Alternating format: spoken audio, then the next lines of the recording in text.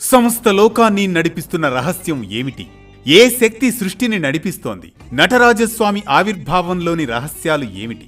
తదితర దృష్టాంతాలతో దివ్యంగా సాగే అనగనగాలోని ఆధ్యాత్మిక ఆంతర్య కథనమే సృష్టిని నడిపించే తత్వం నటరాజ ఆవిర్భావం.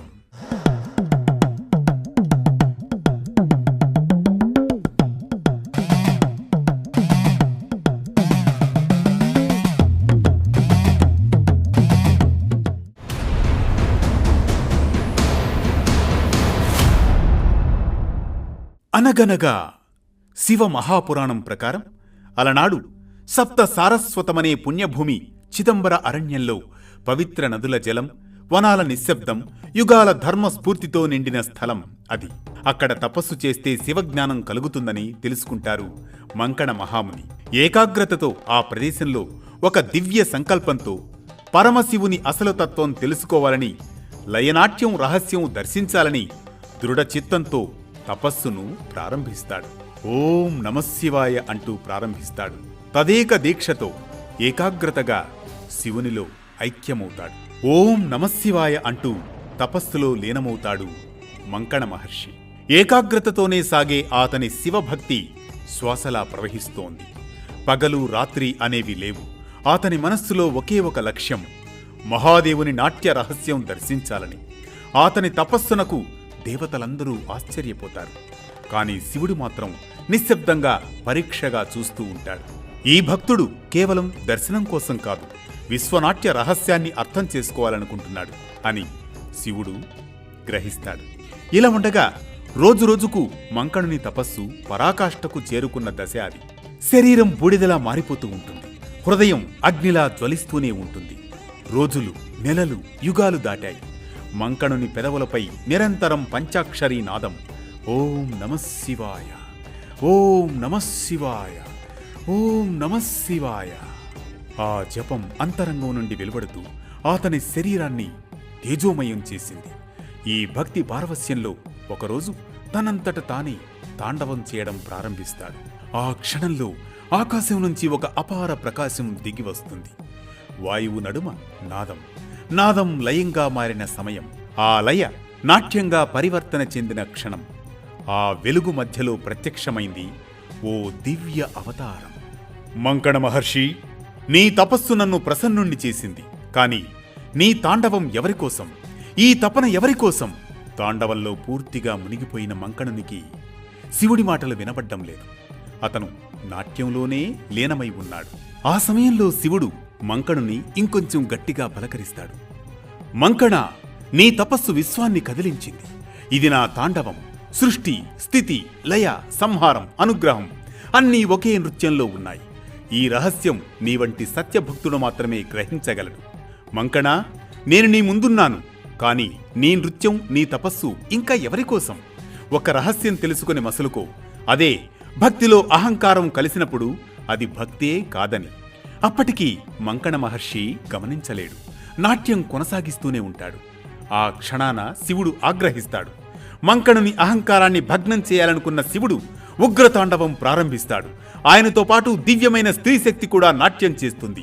అది ప్రకృతి స్వరూపిణి శక్తి. ఆ క్షణాన తన నాట్య తపస్సు నుంచి తేరుకుంటాడు మంకణుడు. ఇది ఏ శక్తి?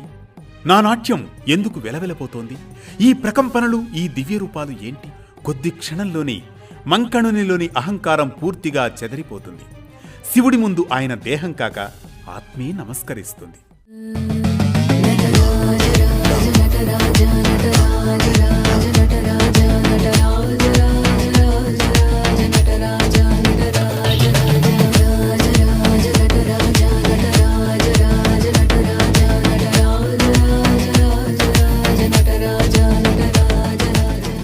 ప్రభు, క్షమించండి.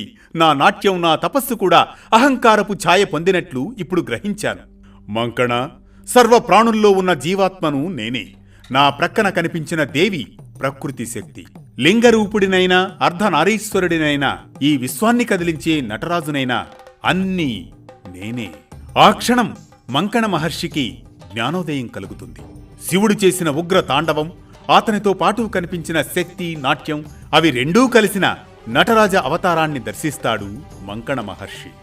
ఆ క్షణంలో మంకణ మహర్షి కన్నీళ్లతో నమస్కరిస్తాడు. ఆ దివ్య నాట్యం అతని అంతరంగంలో శాశ్వతంగా నిలిచిపోయింది. ఇలా మంకణముని భక్తి తపస్సుకు మెచ్చి శివుడు నటరాజ స్వరూపంలో ప్రత్యక్షమై జగతికి లయ రహస్యాన్ని తెలియజేస్తాడు.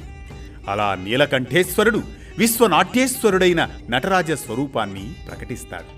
ఇది అజ్ఞానానికి చిహ్నమైన మరుగుజ్జు రూపంపై, అంటే అపస్మారక పురుషుడిపై శివుడు నాట్యం చేయడమే ఈ రూపంలోని రహస్యం. దీని ద్వారా ఆయన విశ్వాన్ని నడిపిస్తాడనేది ముఖ్య సారాంశం. ఎడమవైపు ఉండే వామహస్తం అగ్నిని కలిగి ఉంటుంది. ముందు ఉండే ఎడమ చేయి గజహస్తం ముద్రలో ఉంటుంది. జులపాలు నలువైపులకు విసిరేసినట్లు ఉంటాయి. జటాజూటంలో గంగ, తలపై చంద్రుడు అర్ధచంద్రాకారంలో ఉంటారు. ఈ మొత్తం ఆకారం గుండ్రటి ప్రభా మండపంలో అమర్చబడి ఉంటుంది. నటరాజ స్వరూపం ఓంకారాన్ని సూచిస్తుంది. అగ్ని లయాన్ని ప్రతిబింబిస్తుంది. అగ్ని ఉన్న ఈ వృత్తం జనన మరణాలకు నెలవైన భూగోళం. శిరస్సుపై ఉండే తంగేడు పుష్పం ప్రకృతికి చిహ్నం. జటాజూటం నుంచి జాలువారే గంగ పాపాలను హరించే పరమ పావని, స్వచ్ఛతకు జ్ఞానానికి ప్రతీక. నెలవంక సృష్టికి చిహ్నం. చేతిలోని ఢమరకం క్రమబద్ధమైన లయాన్విత సృష్టిని తెలియజేస్తుంది. ఇది జనన మరణాల క్రమం. నటరాజు పాదాల కింద ఉండే పద్మం పునర్జన్మకు ప్రతీక. నర్తనం, నాట్యం రెండు రకాలు. లాస్యం సృష్టికారకం, తాండవం లయకారకం. ఇక అపస్మారక పురుష చిహ్నం మానవునిలోని అజ్ఞానానికి, అహంకారానికి ప్రతీక. శివుడు దానిపై నాట్యం చేయడం అంటే అజ్ఞానాన్ని అణచివేయడం. ఈ క్రమంలో చిదంబరం క్షేత్రంలోని నటరాజమూర్తికి విశేష ప్రాధాన్యం ఉంది. ఇది పంచభూత క్షేత్రాలలో ఆకాశానికి ప్రతీక, ఆకాశలింగం. నటరాజ రూపం శివుడు విశ్వాన్ని ఎలా నడిపిస్తాడు, సృష్టిని ఎలా చేస్తాడు, లయాన్ని ఎలా సాధిస్తాడు, అజ్ఞానాన్ని ఎలా సంహరిస్తాడో తెలియజేసే ఒక అద్భుతమైన ఆధ్యాత్మిక తాత్విక రూపం. ఇది సృష్టిని నడిపించే తత్వం, నటరాజ ఆవిర్భావం. ఈ కథనం మనకిచ్చే సామాజిక సందేశం ఒక్కటే: మనిషిలోని అహంకారం, అజ్ఞానాన్ని తాండవంతో దహనం చేసేదే నటరాజ రూపమని. మనిషిలోని అహంకారాన్ని అణచి మనసును శుద్ధి చేసుకుంటేనే నిజమైన జ్ఞానం, శాంతి, మోక్షానికి దారి దొరుకుతుందని. ప్రతినిత్యం ఓ పురాణ కథనం, సూటిగా, స్ఫూర్తిమంతంగా, సామాజిక సందేశంగా. ధర్మం చెప్పే కథల సవ్వడి, జ్ఞానం చెలరేగే కథన ఒరవడి. అనగనగా అంటూ మళ్లీ రేపు పలకరిస్తుంది ఆరుబయట వెన్నెల్లో జోకుట్టే కథల్లా వేటు న్యూస్.